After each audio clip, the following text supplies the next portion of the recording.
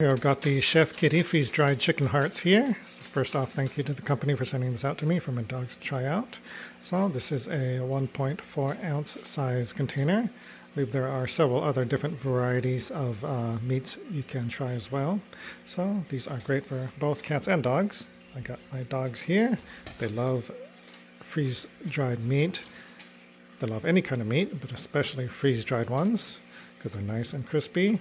They are a really nice small size like this, so great for training, great for quick little treats, snacks, and great for putting inside toys as well. So I like to put them in toys like this so they can play with. So you can feed it to them dry like this, or you can rehydrate them in water as well to make it softer. So you can see they go crazy for all these freeze-dried meats. They absolutely love it.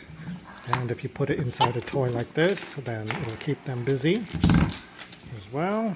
So I like to put the treats inside of a toy like this as well.